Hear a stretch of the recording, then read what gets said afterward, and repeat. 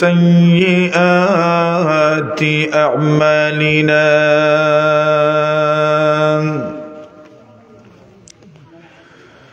من يهده الله فلا مضل له ومن يضلله فلا هادي له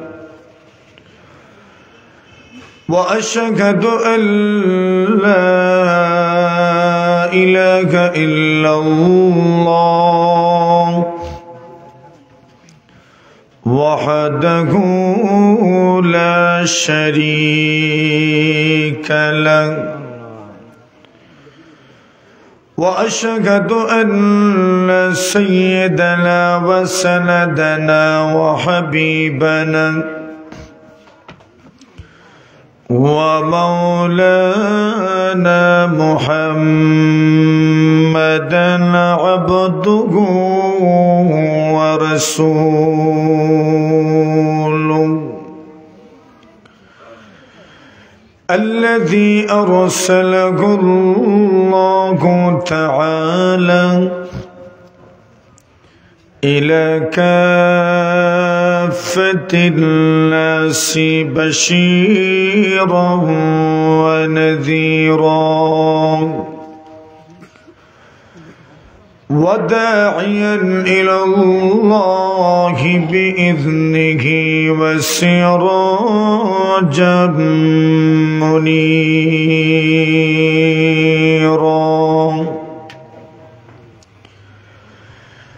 أما بعد فقد قال الله تعالى في كلامه المجيد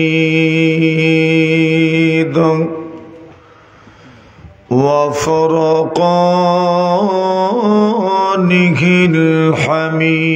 الحميد أعوذ بالله من الشيطان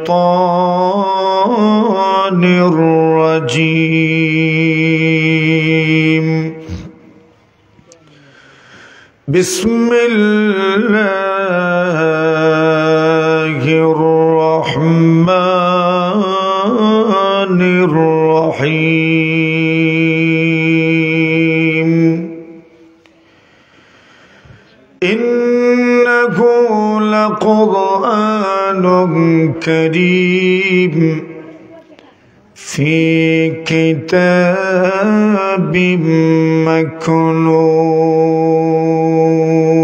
مكنون لا يمسه إلا المطهرون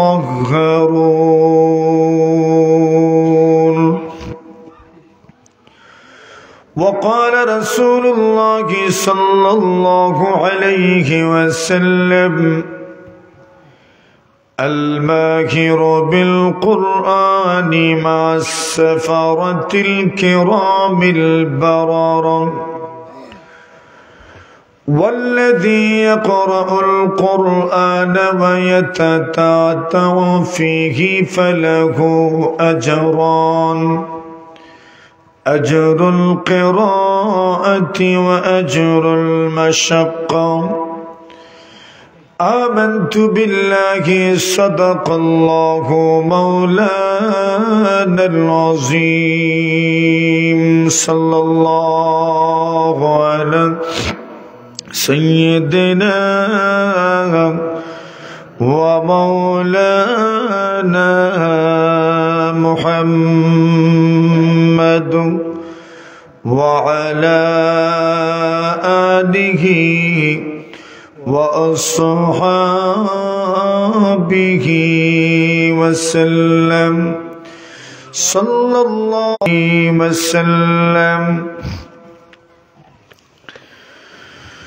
ঐতিহ্যবাহী বিহাইডহর হাফিজিয়া মাদ্রাসা পূর্ব শাহবাজপুর বড়লেখা মৌলভীবাজারের উদ্যোগে আয়োজিত অধ্যক্ষার বার্ষিক ওয়াজ মাহফিলের সম্মানিত সভাপতিমান ভাইয়েরা, পর্দার আড়ালে অবস্থানরত অত্যন্ত শ্রদ্ধেয়া সম্মানিতা মা বোনেরা, আল্লাহ পাক রব্বুল আলামিনের অসংখ্য অগণিত শুকরিয়া আদায় করছি, যিনি আপনাকে আমাকে আজকের এই মহতি মাহফিলে 40তম বার্ষিক ওয়াজ মাহফিলে এখানে সমবেত হওয়ার তৌফিক দান করেছেন। এজন্য আমরা সকলেই আল্লাহ তাআলার শুকরিয়া আদায় করছি, আলহামদুলিল্লাহ। 40 বছর থেকে ওয়াজ চলছে, তো এজন্য ওয়াজ শোনার মতো লোকের অভাব। লম্বা দিন হয়ে গেছে না ওয়াজ হইতে হইতে। যা আলোচনা হবে এই বছর, এই আলোচনা তো অতীতে শোনা হয়ে গেছে। এজন্য ওয়াজের শ্রোতাদের অবস্থা বড় বেহাল। যে কয়েকজন ছিল, মনে করেন এরা যখন অন্যদেরকে দেখে নাই, এরা মনে মনে ভাবছে মনে হয় অন্যরা অন্য কোথাও গেছে, তো আমরাও দেখি ওদের কোথায় গেলে একটু তালাশ করে আসি। ওরাও চলে গেছে বাকিদেরকে তালাশ করতে করতে। আল্লাহু আকবার। দ্বীনি মজলিস আয়োজন তো আপনাদের, সফলতা ব্যর্থতাও আপনাদের। সফলতার ক্রেডিট আমরা নিতে পারবো না, ব্যর্থতার দায়ও আমরা নিব না, সম্পূর্ণটা আপনাদেরই। এজন্য দ্বীনি মজলিসের এহতেরাম, আদব সবার রক্ষা করা দরকার। আল্লাহ তৌফিক দান করুন, আমিন। আইন আপনারা সামনে, ওই যে চাচা আইন সামনে, আইন সামনে আইয়া বই। ও চাচা আপনি আইন দেব সামনে, আপনি সামনে এলে সুন্দর লাগবো। আইন সামনে, আয়ুক্কা মাশাআল্লাহ মাশাআল্লাহ। আল্লাহ তাআলা আমাদেরকে কবুল করুন, দ্বীনি মজলিসকে আল্লাহ তাআলা কবুল করুন।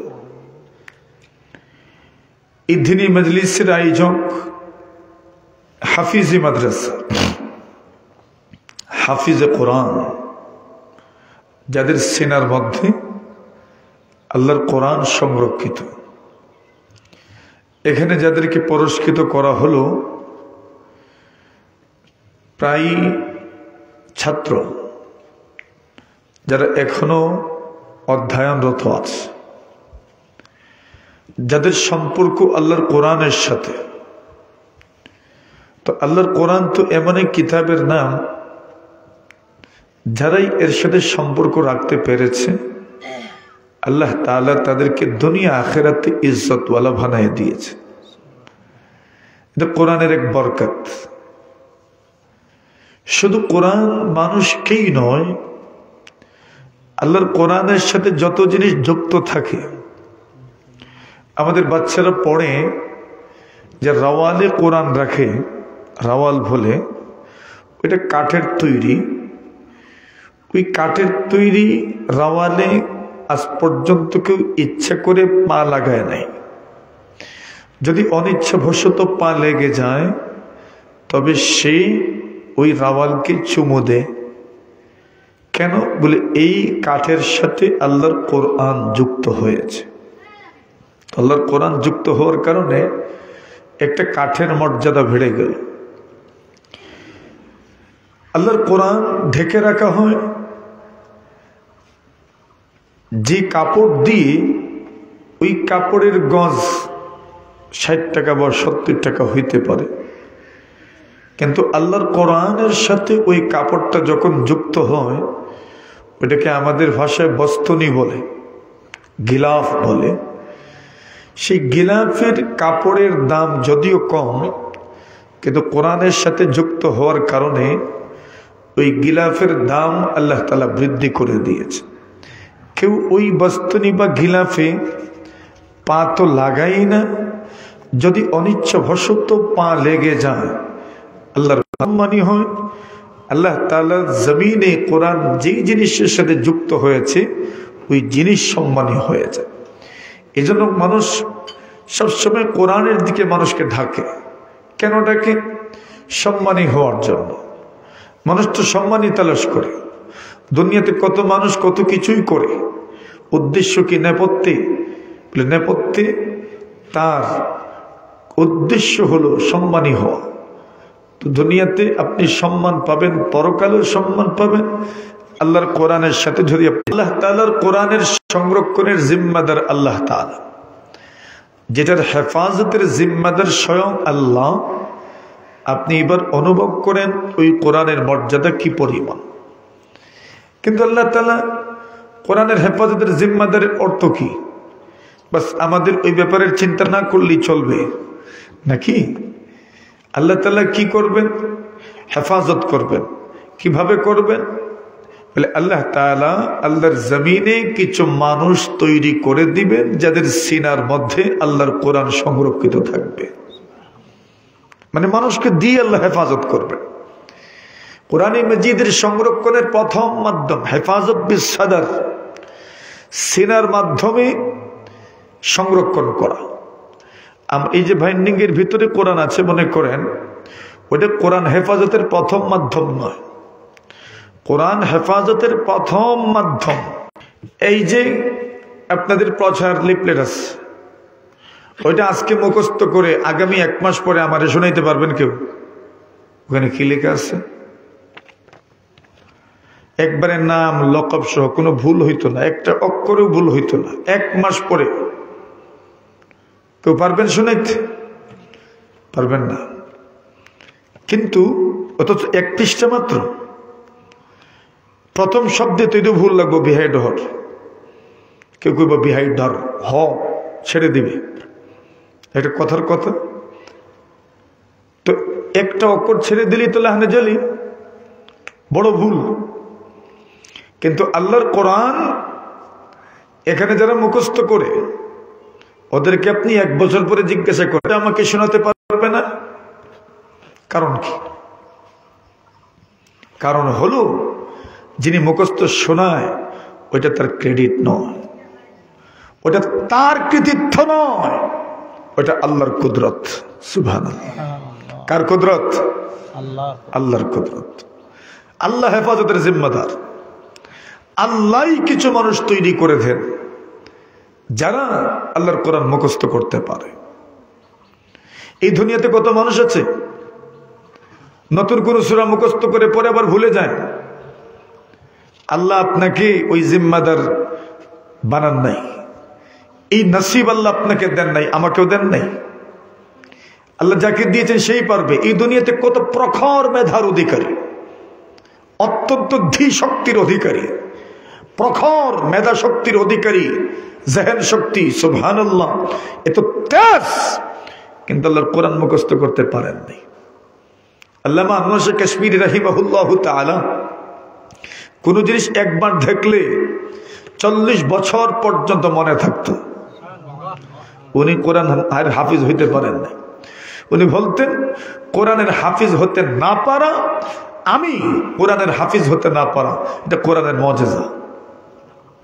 কেন? আমি কোন জিনিস একবার দেখলে 40 বছর পর্যন্ত আমার স্মরণ থাকে, কিন্তু আমি পারলাম না, এটা আল্লাহর কোরআনের মুজিজা।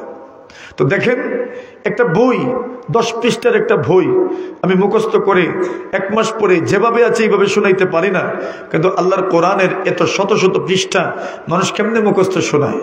এটা কার কুদরত? আল্লাহ। মানুষের ক্রেডিট না, আপনার কোনো ক্রেডিট না, আমারও না। কেন? যদি হইতো তাহলে যেই ব্যক্তি কোরআন মুখস্থ করতে পারে সে তো অন্য বই মুখস্থ করতে পারতো। তো অন্যটা পারে না, এটা মুখস্থ করতে পারে কেমনে? ওইটা আল্লাহর জিম্মাদারি। আল্লাহ আপনাকে দিয়ে আদায় করছেন, আল্লাহ আপনাকে দিয়ে ওই জিম্মাদারি পূরণ করছে। তো কোরআনে মাজিদের হেফাজতের প্রথম মাধ্যম উম্মতের সিনা, উম্মত মুখস্থ করবে, এটাই প্রথম মাধ্যম। বই পুস্তকে যে কোরআন আছে ওইটা কোরআনের হেফাজতের দ্বিতীয় মাধ্যম। আল্লাহ মাফ করুক যদি এই কোরআনগুলো কোনো কারণে জ্বলে যায়, আল্লাহ মাফ করুক, তাহলে আপনাদের গ্রামের সন্তানের মাধ্যমে ওই কোরআন আবার মুখস্থ করুন। উম্মত মুখস্থ করবে কিভাবে? যদি কোনো জিনিসের প্রতি আগ্রহ সৃষ্টি না করা হয়, যদি কোনো জিনিসের প্রতি মানুষের একটা ভাব সৃষ্টি না করা হয়, তাহলে সে মুখস্থ করবে না। এই জন্য রসুল কোরআন যারা পড়বে, কোরআন যারা মুখস্থ করবে, তাদের প্রথম মর্যাদা দিলেন, ইয়া উম্মুল কওম আকরাউকুম লিকিতাবিল্লাহ। যারা কোরআন বেশি সুন্দর করে পড়তে পারবে এরা হবে ইমাম সাহেব। সুবহানাল্লাহ। আচ্ছা বলেন, এখন এই দুনিয়াতে যত পেশা আছে, এই পেশাগুলোর মধ্য থেকে অথবা যত জিম্মাদারি আছে, ওই জিম্মাদারির মধ্যে আপনাকে যদি প্রশ্ন করা হয় উত্তম একটা দায়িত্বের কথা আপনি বলেন, বলেন তো কি বলবেন? উত্তম একটা দায়িত্ব বলেন, কি নাই? উত্তম কোনো দায়িত্ব নাই। উত্তম একটা জিম্মাদারি বলেন, উত্তম একটা কাজ কি নাই? ইমামতি বলেন, ইমামতির যেতে উত্তম কোনো কাজ আছে? কইতে রাজি না, আমরা মুক্ত দিই, কই মুখাম না মুক্ত দিলে এই দুনিয়ার মানুষ মানুষকে সম্মান দিতে চায় না, এই দুনিয়ার মানুষ মানুষকে ইজ্জত দিতে চায় না। সবাই নিজে নিজে বড়, সবাই নিজে নিজে সচেতন, অন্যকে ইজ্জত দেওয়ার মানসিকতাই নাই, দিল ছোট, অন্যকে ইজ্জত দিতে চায় না। অথচ রাসূল বলছেন, ইয়া উম্মুল কওম আকরাউকুম লিকিতাবিল্লাহ। যারা কোরআন পড়বে সে হবে ইমাম। ইয়া উম্মুল কওম, ইমামত করবে জাতির কে? আকরাউকুম লিকিতাবিল্লাহ। যেই ব্যক্তি কোরআন যত সুন্দর করে পড়তে পারে, যত শুদ্ধ করে কোরআন পড়তে পারবে সে হবে ইমাম। আল্লাহু আকবার বলেন। ইমাম কেন? ইমামতির জিম্মাদার কত গুরুত্বপূর্ণ। হাদিস শরীফে রাসূল করিম সাল্লাল্লাহু আলাইহি ওয়াসাল্লাম বলেন, আল ইমামু দামিন ওয়াল মুয়াজ্জিনু মু'তামান। আল্লাহ রাসূল সাল্লাল্লাহু আলাইহি ওয়াসাল্লাম বলছেন, ইমাম হচ্ছেন আমার নামাজের জিম্মাদার। সুবহানাল্লাহ। আল ইমামু দামিন, দামিন তো আমরা চিনি, দামিন আমরা বুঝি। মনে করেন আদালত আপনাকে জামিন দিল, ওইটা তো আমরা সবাই বুঝি। জামিন দেওয়ার মানে কি? বলে যে কোনো একজন মানুষ মধ্যখানে থাকবে, আমি যদি কোনো ধরনের অসঙ্গতি করি, কোনো অসংলগ্নতা, কোনো ধরনের আইন অমান্য করি, যিনি আমার পক্ষ থেকে জামিনদার উনি আমাকে কোর্টে হাজির করবেন, এটা কিন্তু জামিনদার বলে না? আচ্ছা বলেন তো, এখন এই সমাজে কত মানুষ জামিন হয়? কত মানুষ মনে করেন টাকা নিচ্ছে আপনার থেকে, এখন সে টাকা দিচ্ছে না, তো আপনি মধ্যখানে জামিন হইলেন, এর মানে কি? জিম্মাদার। সে যদি টাকা দেয় না আপনি দিবেন, এটাই তো জামিনদার। রাসূল বলছেন, আল ইমামু দামিন। ইমাম নামাজের কি ভাই? জামিনদার। বলেন এখন ইমামতের জিম্মাদার কেমন? ইমামতি কেমন কাজ? উত্তম। নামাজের জিম্মাদার, আপনার নামাজের জিম্মাদার, আমার নামাজের জিম্মাদার। নামাজ তো আমি কি বলে, আমি ডাব্বা, ইমাম ইঞ্জিন। ইমাম কি ভাই? ইঞ্জিন। এই তো রেল লাইন চালু হইব, আর কয়েকদিন অপেক্ষা করেন ইনশাল্লাহ। আপনারা আমরা ডাব্বা, ইমাম কি? ইঞ্জিন। বাস ডাব্বার সাথে, ডাব্বা ইঞ্জিনের সাথে কোনো মতে যুক্ত হয়ে গেলে মাশাআল্লাহ আর কোনো চিন্তা নাই।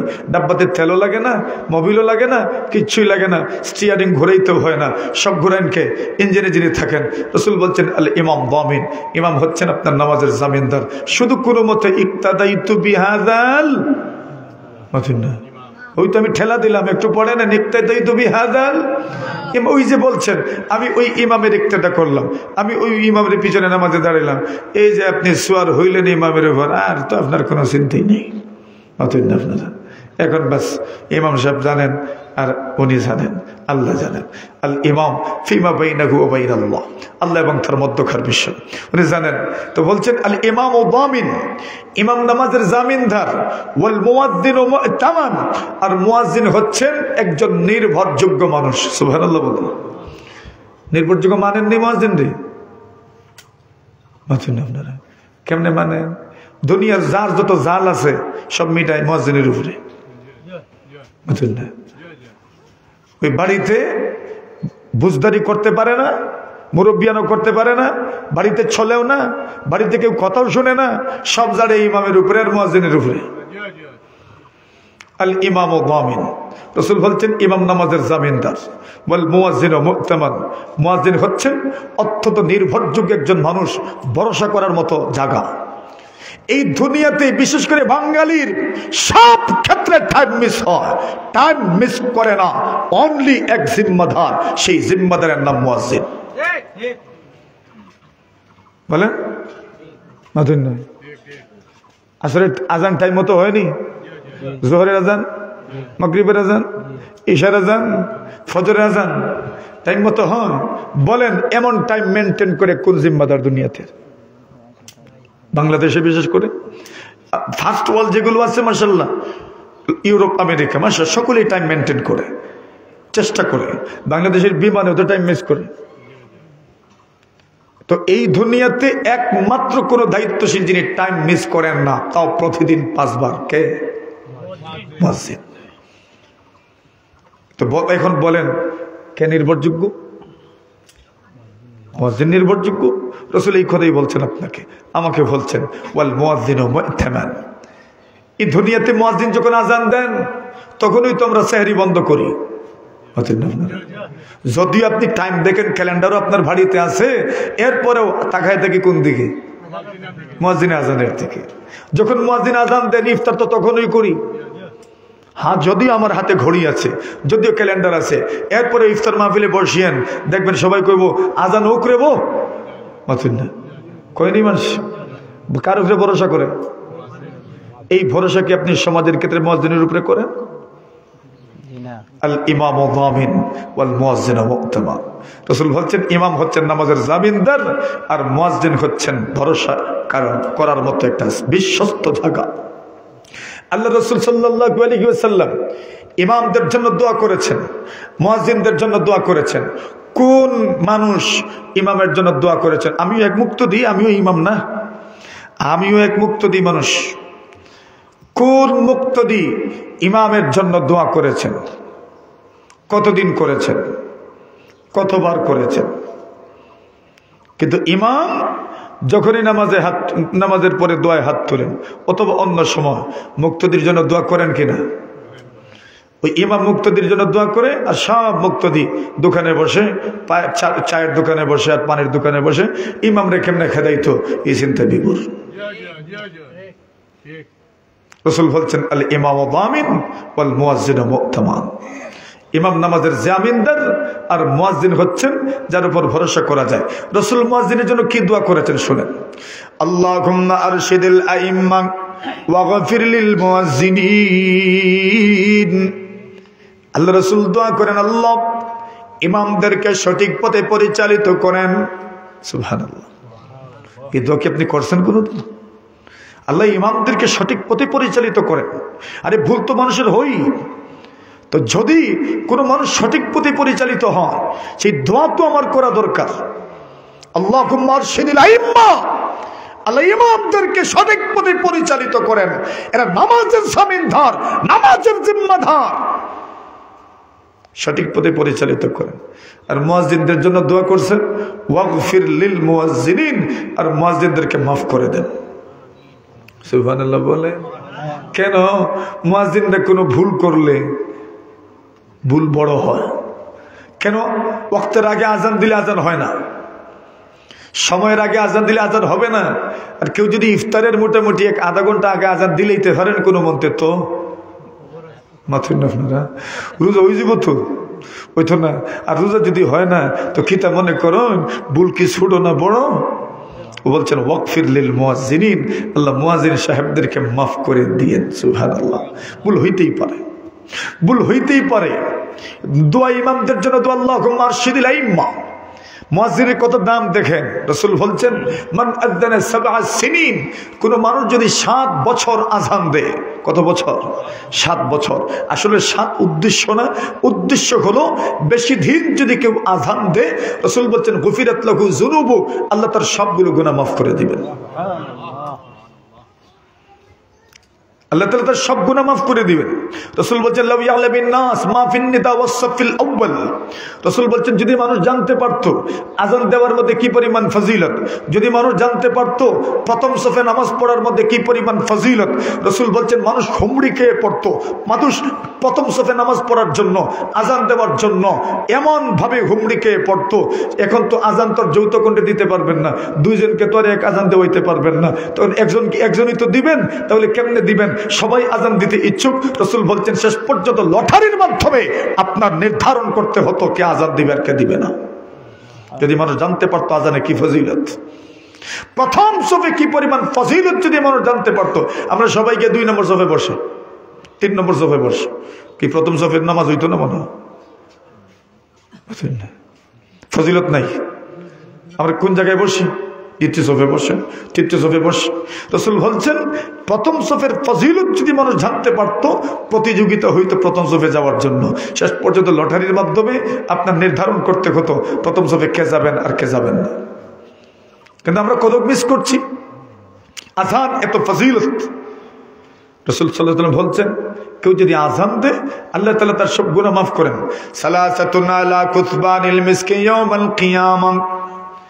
আল্লাহ রাসূল বলেন 3 ধরনের মানুষ কিয়ামতের দিন আলা কুতবানিল মিসকি ইয়াউমাল কিয়ামাহ।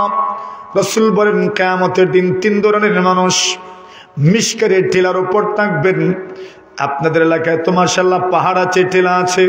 রাসূল বলেন কিয়ামতের দিন 3 ধরনের মানুষ মিশকে আম্বরের টিলার উপর দাঁড়ায় থাকবেন। মান আম্মা কওমান ওয়া হুম বিহি রাদুন। এমন ইমাম, যে ইমাম নামাজ পড়ালেন এমত অবস্থায় যে মুক্তদিরা ওনার উপর সন্তুষ্ট। সুবহানাল্লাহ। এমন ইমাম। মুয়াজ্জিন, যিনি আজান দিলেন মানুষকে সৎ পথে ঢাকলেন, উনিও কিয়ামতের দিন মিশকে আম্বরের টিলার উপর থাকবেন। সুবহানাল্লাহ। জোরে বলেন। কত বেতন দেন ইমাম রে? 10,000 বেতন দেন। 10,000 এটা কোনো বেতন হইল? ওইটা ইমামের বেতন, ওইটা ইমামতের বেতন, ওইটা তো মসজিদের দরজা লাগানোর বেতন না। এটা তো মসজিদের দরজা লাগানোরও বেতন না। এটা কি ইমামতির বেতন? আপনি ফতোয়া দেখান যে ইমামত করে বেতন নেওয়া আর মুয়াজ্জিনি করে বেতন, ওটা কি ইমামতির বেতন আর মুয়াজ্জিনের বেতন? এটা উনি যে আসা যাওয়া করে ওইটার বেতন হতো না। এটা উনি যে গাড়ি দিয়ে আসা যাওয়া করেন ওইটার বেতন হতো না। উনি যে দরজা লাগান ওইটার বেতন হতো না। উনি যে মসজিদ ঝাড়ু দেন ওইটারও তো বেতন না। ইমামতের বেতন। আপনার সাধ্য আছে ইমামতির বেতন দিবেন? আপনার সাধ্য আছে আপনি মুয়াজ্জিনের বেতন দিবেন? এটা কে বলছে এটা ইমামতের বেতন আর কে বলছে মুয়াজ্জিনের বেতন? এটা আপনার কাছে কি মুয়াজ্জিন আর ইমামতি এত ছোট মনে হয় যে ওই 10,000 বেতন? ওইটা তো বস উনি যে এত আগে আসা যাওয়া করেন, টাইম মতো আসা যাওয়া করেন, বস এটার একটা যাওয়া আসার ভাড়া আপনি দিচ্ছেন, ওনাকে এখানে রাখছেন, ওইটার একটা আপনার বেতন দিচ্ছেন, একটা তনখা দিচ্ছেন, আর কিছু না ওজিফা দিচ্ছেন। ইমামতির বেতন ওইটা কি আমার সাধ্য আছে আমি ইমামতির বেতন দিব? রাসূল বলছেন আল্লাহুম্মা আরশিদিল আইম্মা ওয়াগফির লিল মুয়াজ্জিনিন। আল্লাহ ইমামদেরকে সঠিক পথে পরিচালিত করেন, মুয়াজ্জিনদেরকে মাফ করে দেন। কষ্ট পাইতেছেন নি আপনারা? আপনারা কষ্ট কিছু লাগে না কেন? একটু লাগলে তো ভালো আছে। বেতন একটু বাড়াইতেন ইমাম সাহেবদের। আল্লাহ মাফ করুক, বলেন আমিন। মেরে মুহতারাম হাজিরিনে কেরাম, এজন্য আসেন রাসূল বলছেন ইয়া উম্মুল কওমা আকরাহুম লিকিতাবিল্লাহ। দেখেন রাসূল করিম সাল্লাল্লাহু আলাইহি ওয়াসাল্লামের যুগে একজন ইমাম সাহেব ছিলেন। আপনারা জিজ্ঞাসা করেন না লন্ডন আমেরিকা যারা আছেন, ওইখানে আপনি যত বড় ডিগ্রি নিয়ে যান আপনি এত টাকা রুজি করতে পারবেন না। কোনো মতে হাফিজ হয়ে গেলে যত টাকা রুজি করতে পারবেন। যেখানে যারা ইউরোপ আমেরিকা আছে, কোনো মতে যদি মসজিদের ইমাম হয়ে যাইতে পারেন আর কোনো টেনশন নাই। আপনি যদি মাসে রুজি করেন আপনার 3 লাখ, ইমাম হইলে মাসে রুজি করতে পারবেন 10 লাখ। বেতন তো আছেই, সাথে সাথে হাত দিয়েও আছে, মাশাআল্লাহ টিউশনিও আছে। ইমামদের যত বেতন, ওই বেতন আপনার লন্ডনে অনেক মানুষের নাই। ঠিক না বেঠিক? এটা পরীক্ষা করে দেখি। কিন্তু আমাদের বাংলাদেশের বেতনের যে হালত, মাশাআল্লাহ আপনাদের তো আলহামদুলিল্লাহ ভালো আছে, 8,000 10,000, কিন্তু 5,000 3,000 3,500 তাও বেশিরভাগ বাকি। কই আপনার হিসাবে কোনছে কেমনে চলতেন ইমাম সাহেব? কেমনে চলবেন মুয়াজ্জিন সাহেব? সবাই মাথা যারা এই সময় এটা কইলে মাথা যারা আর বাড়ায় না বেতন। মাথা যারা বুঝায় যায় ঠিক আছে হুজুর, ঠিকই কইছেন, ঠিকই কইছেন, ঠিকই কইছেন, বেতন বাড়ায় না, বেতন বাড়ায় না। সুবহানাল্লাহ, লা হাওলা ওয়ালা কুওয়াতা ইল্লা বিল্লাহিল আলিয়্যিল আযীম। আল ইমামু যামিন ওয়াল মুয়াজ্জিনু মু'তামান। রাসূল বলেন ইমাম নামাজের জামিনদার, মুয়াজ্জিন হচ্ছেন বড় নির্ভরযোগ্য একজন মানুষ। কষ্ট ভাইরা নি রে বউ, ও সাবকল, কষ্ট ভাইয়েন না, কষ্ট নিয়েন না, বিবেককে নাড়া দেওয়ানোর চেষ্টা করছি আমি। রাসূলুল্লাহ সাল্লাল্লাহু আলাইহি ওয়াসাল্লাম আল্লাহুম্মা আরশিদিল আইম্মা ওয়াগফির লিল মুয়াজ্জিনিন, আল্লাহ ইমামদেরকে সঠিক পথে পরিচালিত করেন, মুয়াজ্জিনদেরকে মাফ করে দেন। নবীর যুগে ইমামদের অনেক সময় ভুল হইতো। এক সাহাবী মুআয ইবনে জাবাল রাদিয়াল্লাহু তাআলা আনহু, বড় কারি সাহেব, তিলাওয়াত সুন্দর, নামাজ পড়াইতেন, বড় সুন্দর তিলাওয়াত করতেন, এত সুন্দর। রাসূল বলছেন তোমরা কোরআনে মাজিদ ইকরাউল কোরআন মিন আরবা, 4 জনের কাছ থেকে তোমরা কোরআন শিখো। এর মধ্যে একজন মুআয ইবনে জাবাল রাদিয়াল্লাহু তাআলা আনহু, যার তিলাওয়াত বড় চমৎকার ছিল। সুবহানাল্লাহ বলেন, বড় সুন্দর তিলাওয়াত মুআয ইবনে জাবাল। আরেকজন নবীর যুগের কারি আব্দুল্লাহ ইবনে মাসউদ রাদিয়াল্লাহু তাআলা আনহু, আরেকজন উবাই ইবনে কাব রাদিয়াল্লাহু তাআলা, আরেকজন সালিম রাদিয়াল্লাহু তাআলা আনহু। এদের তিলাওয়াত বড় সুমধুর ছিল, বড় সুন্দর ছিল। নবী আকরাম সাল্লাল্লাহু আলাইহি ওয়াসাল্লামের সাহাবী মুআয ইবনে জাবাল ইমাম সাহেব ছিলেন। এখন উনি নামাজে যে কিরাত পড়তেন, এক রাকাতে সূরা বাকারা আর এক রাকাতে সূরা আলে ইমরান। যাও পড়িলাও নামাজ। সুবহানাল্লাহ কোন ফারবানি সূরা বাকারা এক রাকাতে। আমরা যদি কোনো মন্ত্রী ঈশান নামাজে যদি কেউ আপনার মাশাআল্লাহ সূরা বুরুজ শুরু করে, পরের দিনে কইব ইমামে যত লম্বা লম্বা সূরা পড়ো, আর উনি কোন সূরা পড়ছেন? সূরা বাকারা আর সূরা আলে ইমরান। এখন আচ্ছা কোন চাই সূরা বাকারা আর আলে ইমরান? যারা টাইম আছে মাশাআল্লাহ ওরা তো ঠিক আছে, যাদের টাইম নাই, কেউ অসুস্থ মানুষ আছে, কেউ আছে জরুরতওয়ালা মানুষ, কেউ আছে বৃদ্ধ মানুষ, সব জাতের মানুষই তো জামাতে অংশগ্রহণ করে। এখন ওনারা কয়েকদিন দেখতে দেখতে দেখতে দেখতে দেখতে দেখতে ইমামের সমালোচনা করছেন না, ইমামের সমালোচনা করেন নাই, গীবত করেন নাই, শিকায়াত করেন নাই। বুঝতে পারলেন যে উনি আসলে মনে হয় সঠিক পথে না, আমাদের তো কষ্ট হচ্ছে। আর দিন তো কষ্টকর কোনো জিনিস না, দিনের উপর আমল করা তো সহজ। আদ-দীনু ইউসরুন, আদ-দীনু ইউসরুন। ইমাম বুখারী আলাইহির রাহমাহ এক অধ্যায় আনছেন, শিরোনাম আনছেন আদ-দীনু ইউসরুন, কিতাবুল ঈমানের শিরোনাম আদ-দীনু ইউসরুন। এটা মূলত এক হাদিস, কিন্তু ইমাম বুখারী রাহমাতুল্লাহি আলাইহির শর্তমতো ওই হাদিস হয় নাই, এজন্য উনি ওই হাদিসকে হাদিস হিসেবে উল্লেখ না করে শিরোনাম হিসেবে উনি ওনার কিতাবের মধ্যে উল্লেখ করেছেন আদ-দীনু ইউসরুন, দিন সহজ। আল্লাহু আকবার বলেন। দিন কি ভাই? দিন সহজ, দিন কোনো কঠিন না, দিন একদম সহজ, একদম সহজ দিন মানা, দিন মানা কোনো কঠিন না। এখন দিন তো সহজ, ওনারা ভাবলেন মনে হয় ইমাম সাহেব কোনো ভুল করছেন। আচ্ছা ইমাম ভুল করলে আমরা ধরার দরকার নেই, নবীজির কাছে একটু যাই, নবী তো নিয়োগ দিয়েছেন, তাহলে নবীজির কাছে গেলে সমাধান হইব। নবীজির কাছে গেছেন, গিয়ে বলছেন ইয়া রাসূলুল্লাহ শুনছেন নি আপনি যে ইমাম সাহেব দিয়েছেন আমাদেরকে মুআয ইবনে জাবাল, ইনি তো প্রথম রাকাতে সূরা বাকারা আর দ্বিতীয় রাকাতে সূরা আলে ইমরান, এখন আস্তে আস্তে জামাতের লোকজন কমে যাচ্ছে। সুবহানাল্লাহ। নবী বলেন তো কি, ডাকো ইমামরে, ডাকো। ইমামরে ডাকে আনলেন, আসেন ইমাম সাহেব। জি ইয়া রাসূলুল্লাহ। রাসূল ধমক দিলেন, আফাত্তারুন আনতা ইয়া মুআয, আফাত্তারুন আনতা ইয়া মুআয। ইমামেরও বড় দুনিয়াতে আছেন, ইমামের উস্তাদ আছেন, ইমামের মুরব্বী আছেন, ইমাম জি মাদ্রাসায় পড়েছেন, ইমাম যে প্রতিষ্ঠানের সাথে জড়িত ওই প্রতিষ্ঠানের মুরব্বী আছেন। যদি কোনো অসঙ্গতি দেখা দেয় সেখানে যান সমাধানের জন্য। রাসূলুল্লাহর কাছে গেলেন, রাসূলুল্লাহ ওনাকে ধমক দিলেন, আফাত্তারুন আনতা ইয়া মুআয, এরে মুআয তুমি কি লোকজনকে জামাত থেকে দূরে নিতে চাও, জামাত থেকে সরাইতে চাও, মসজিদের জামাত থেকে কি তুমি সরাইতে চাও, তুমি কি মানুষকে মসজিদের জামাত থেকে ভাগাইতে চাও? বললেন ইয়া রাসূলুল্লাহ কি হয়েছে? রাসূলুল্লাহ সাল্লাল্লাহু আলাইহি ওয়াসাল্লাম বলেন, প্রথম রাকাতে সূরাতুল বাকারা, দ্বিতীয় রাকাতে সূরা আলে ইমরান, এত লম্বা লম্বা সূরা যদি তুমি পড়ো, তুমি তেলাওয়াত করো, লোকজন কেমনে জামাতে আসবে? ফা ইন্না ফীহি মুদ্দাঈফ ওয়াল কাবীর ওয়া যাল হাজা। রাসূল বলেন তুমি যখন ইমামত করবে, নামাজ পড়াবেন। মনে রাখবা তোমার পিছনে দুর্বলরাও আছেন, যাদের পায়ের সমস্যা এরা আছে। রাসূল বলেন তোমার পিছনে জামাতে যারা অংশগ্রহণ করেছেন এরা বয়স্ক মানুষ আছেন, দুর্বল মানুষ আছেন, রোগী মানুষ আছেন। রাসূল বলেন ওয়াজাল হাজাম, অনেকেরই প্রয়োজন আছে, লোকটা এসেছে জামাতে নামাজটা পড়ে চলে যাবে, কিন্তু এত লম্বা নামাজ যদি তুমি শুরু করো লোকজন জামাতে নাও আসতে পারে। এই জন্য তুমি যখন নামাজ পড়াবে সুন্নাত কিরাতের লিহাজ তুমি রাখবে, সুন্নাত কিরাতের প্রতি তুমি খেয়াল দিবে, সুন্নাত কিরাতের প্রতি তুমি গুরুত্ব দিবে। তবে সুন্নাত কিরাতের অর্থ এই নয় শুধু সূরাতুল হুজুরাত থেকে এরপরের সূরাগুলো পড়বেন, বাকি 25টা পারা আপনি ছেড়ে দিবেন তা নয়।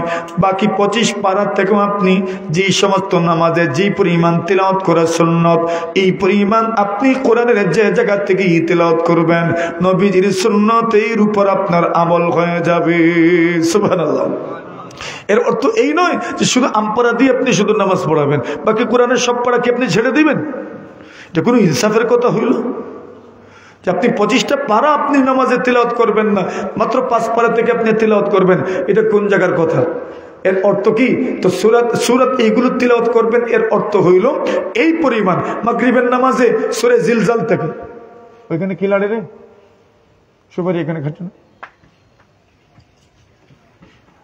নামাজে মাগরিবের নামাজে সূরা জিলজাল থেকে এরপরে সূরা নাস পর্যন্ত, এর মানে কি আপনি শুধু মাগরিবে ওইটাই তিলাওয়াত করবেন আর বাকি 25 পারা থেকে আর আপনি তিলাওয়াত করবেন না? মাতুন না আপনারা সূরা আপনার ফজরের নামাজে কোন জায়গা থেকে? সূরা কাফ থেকে বা সূরা হুজুরাত থেকে সূরা বুরুজ পর্যন্ত, এর মানে কি বাকি 25 পারা ছেড়ে দিবেন? সূরা আপনার তারিক থেকে আপনার সূরা বাইয়িনা পর্যন্ত ঈশার নামাজ, জোহরের নামাজ বা আসরের নামাজে এই সূরাগুলো আপনি তিলাওয়াত করবেন। তো বাকি 25 পারা তো রয়ে গেল, ওই 25 পারা থেকে কি আপনি আর তিলাওয়াত করবেন না? আল্লাহর কোরআন মাহজুর। তো এর অর্থ কি? এর অর্থ হলো আপনি কোরআনের বাকি সূরত থেকেও আপনি তিলাওয়াত করেন, তবে যেই ওয়াক্তের নামাজে যেই পরিমাণ তিলাওয়াত করার সাধারণত রাসূল একবার সাহাবায়ে কেরাম থেকে প্রমাণিত এই পরিমাণ তিলাওয়াত করেন, বাকি যে কোনো জায়গা থেকে তিলাওয়াত করেন। তবে একটা বিষয় খেয়াল রাখতে হবে ইমাম সাহেবদেরকে, আমাদের ইমাম সাহেবানরা অনেক সময় তিলাওয়াত করতে গিয়ে এমন এক জায়গায় ওয়াকফ করেন বা রুকুতে যান যেখানে আপনার বিষয়বস্তু পুরা হয় নাই। একটা কথার কথা, ওয়াসাইয়ুজান্নাবুহাল আশকাল্লাযী ইয়াসলান নারাল কুবরা, বাস ওইখানে কিন্তু পৃষ্ঠা শেষ। হাফিজে কোরআন মজিদ ওইখানে পৃষ্ঠা মনে শেষ, শেষ পৃষ্ঠা। আপনি ওইখানে রুকুতে চলে গেলেন, আপনার হয় নাই। এরপরের আয়াত সুম্মা লা ইয়ামুতু ফিহা ওয়ালা ইয়াহইয়া, এটা জাহান্নামের সাথে সম্পৃক্ত। ওয়াতাজান্নাবুহাল আশকা আল্লাযী ইয়াসলান নারাল কুবরা, যার জাহান্নামে প্রবেশ করবে। অতঃপর সুম্মা লা ইয়ামুতু ফিহা ওয়ালা ইয়াহইয়া, এখানে না মৃত্যু না জিন্দা। ওই এখন আপনার বিষয়বস্তু পূর্ণতা পাইল, মানে পুরা হইল। আপনি যদি এখন ওই আয়াত রেখে রুকুতে চলে যান তো বিষয়টা পুরা হইল না। এরপরের আয়াতে আপনি শুরু করলেন সুম্মা লা ইয়ামুতু ফিহা ওয়ালা ইয়াহইয়া, অতঃপর, তো অতঃপর দিয়ে তো কোনো কথা শুরু হয় না। কাদ আফলাহা মান তাযাক্কা, এখান থেকে শুরু করলে ঠিক আছে। এজন্য যারা আপনার এক সূরা 2 রাকাতে তিলাওয়াত করেন এদের জন্য এই বিষয়টা খেয়াল রাখা দরকার যে কমপক্ষে কোরআনের মধ্যে যে রুকু আছে এই রুকুগুলো এমনিতে ঠিক করা হয় নাই, প্রত্যেকটা রুকু এক একটা বিষয়বস্তু শেষ হওয়ার পর একটা রুকু দেওয়া হয়েছে। কথা বুঝলেন সাহাবাকল আমার? মাথুন না আপনারা? আমি যে কথাগুলো বলছি খুব মনোযোগ দিয়ে শুনেন। ইমাম সাহেবদেরকেও বিশেষ করে আমি বলছি, ইমাম সাহেবদের জানা আছে, এরপরও আমি স্মরণ করে দিচ্ছি ওনাদেরকে, আবার স্মরণ করে দিচ্ছি। কোরআনে মাজিদের মধ্যে যত সূরাতুল ওয়াকিয়ার একটা রুকু ব্যতীত বাকি সব রুকু যথাস্থানে, বাকি সব রুকু যথাস্থানে। এই সব রুকুগুলো এক একটা মজমুন পুরা হওয়ার পরে, এক একটা আপনার অর্থ শেষ হওয়ার পরে, এক একটা বিষয়বস্তুর আলোচনা শেষ হওয়ার পরে রুকু দেওয়া হয়েছে। তা আপনি এক রুকু যদি পড়েন তাহলে আপনি মনে একটা বিষয়বস্তু শেষ করলেন। সুবহানাল্লাহ বলেন। কেউ যদি তারাবির নামাজে এক এক রুকু করে তিলাওয়াত করে তাহলে 27 নম্বর আপনার 27 নম্বর রাত্রে সূরার খতম, আপনার কোরআন খতম হবে। এমন ভাবে কোরআন রুকু সাজানো হয়েছে। সুবহানাল্লাহ বলবেন না? এক রুকু করে যদি তিলাওয়াত করেন, একটা সময় রুকু হিসেবে তিলাওয়াত হইতো, এখন পৃষ্ঠা হিসেবে তিলাওয়াত হয়, ঠিক আছে না হুজুর? একটা সময় রুকু হিসেবে তিলাওয়াত হইতো, এক রুকু এক এক রাকাতে। কেউ যদি একটা রুকু করে এক এক রাকাতে তিলাওয়াত করেন, তাহলে কত নম্বর দিনে খতম হবে? 27 নম্বর দিনে। কোরআনের রুকুগুলো এইভাবে সাজানো। এর মানে রুকু দিয়ে যদি আপনি তিলাওয়াত করেন, তাহলে মজমুন ঠিক থাকে, বিষয়বস্তু ঠিক থাকে। তো বলছেন যারা তিলাওয়াত করবেন, নামাজে কেরাত পড়বেন, এই বিষয়টা খেয়াল রাখা দরকার। সবচেয়ে উত্তম তো হইল মনে করেন এক এক সূরা শেষ। আমার কথা কষ্ট ভাইরা আল্লাহ জানে, আমি আজকে খুব মানে আপনাদের গুরুত্বপূর্ণ বিষয়গুলো, ইমাম সাহেব এবং মুক্তাদি সাহেবানদের বিষয়গুলো আমি সামনে নিয়ে আসছি। ওইটা খুব গুরুত্বের সাথে আমাদের বোঝার দরকার, আমাদের শোনার দরকার। ওই আলোচনা সকলের জন্য প্রযোজ্য, সকলের জন্য উপকারী। এই আলোচনা সাধারণত আমাদের সমাজে এখন আর হয় না। আমরাই করি না তো হইতো কেমনে?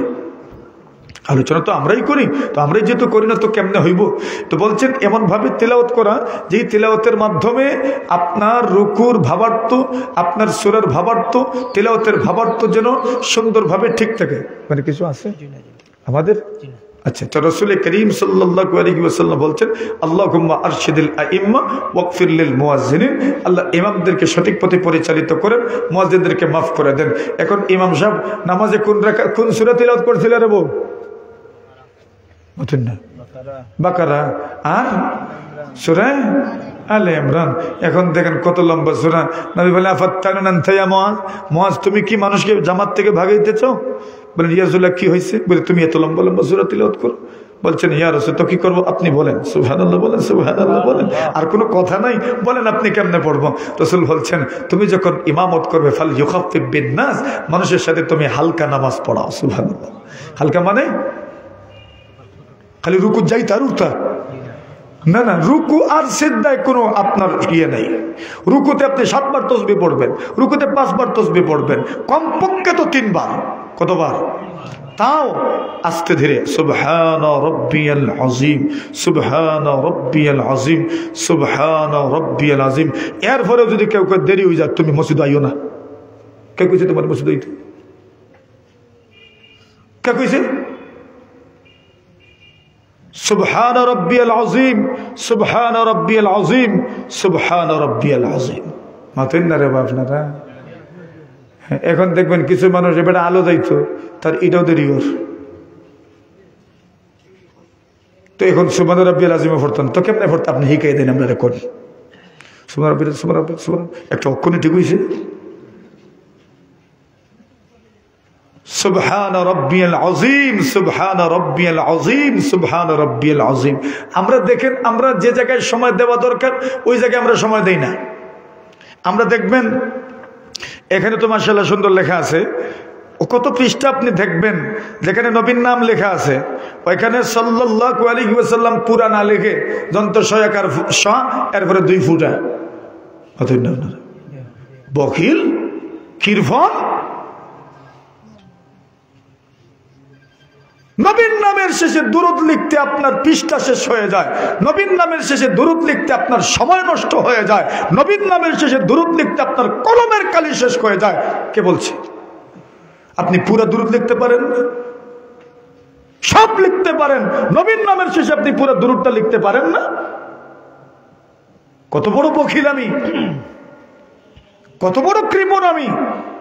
নবীর নামের শেষে যন্ত্র সয়াকার শাহ পরে আপনার বিন্দু 2টা। কে সাল্লাল্লাহু আলাইহি ওয়াসাল্লাম পড়ে? কোন পড়েই না। আপনি পুরো যদি লিখতেন তো পড়তো।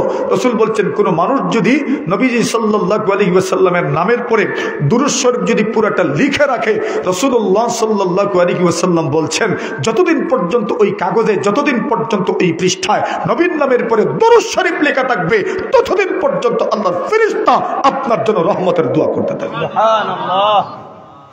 আমরা এত বকি, কলমের কালি শেষ হয়ে যায়, পৃষ্ঠা শেষ হয়ে যায়, কম্পিউটারে বিলাই হয়।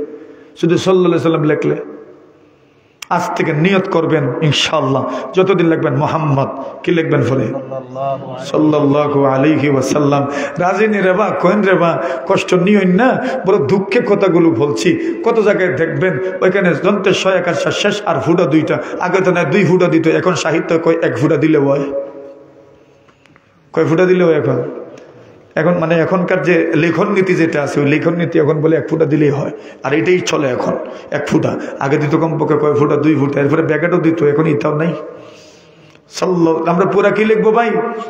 সাল্লাল্লাহু আলাইহি ওয়াসাল্লাম পুরোটা লিখবো। নবীর উপর যদি কেউ একবার দরুদ পাঠ করে সুবহানাল্লাহি ওয়া বিহামদিহি, রাসূল আকরাম সাল্লাল্লাহু আলাইহি ওয়াসাল্লাম বলছেন আল্লাহ তার আমলনামায় 10টা নেকি দান করেন, 10টা গুনাহ মাফ করেন, 10টা রহমত নাজিল করেন, 10টা স্তর আর মর্যাদা বৃদ্ধি করেন। সুবহানাল্লাহ। কি পড়লে? সাল্লাল্লাহু আলাইহি ওয়াসাল্লাম। আলহামদুলিল্লাহ, আপনি দেখবেন বর্তমান দুনিয়াতে ইংল্যান্ড আমেরিকা সহ পুরো ইউরোপ আমেরিকার যারা সেখানে অবস্থান করেন, এদের কথাবার্তা, বিশেষ করে নবী আকরাম সাল্লাল্লাহু আলাইহি ওয়াসাল্লামের নাম যখন তারা নেয়, এত সুন্দর করে তারা দরুদ পড়ে, এটা অনুভব করতে পারেন।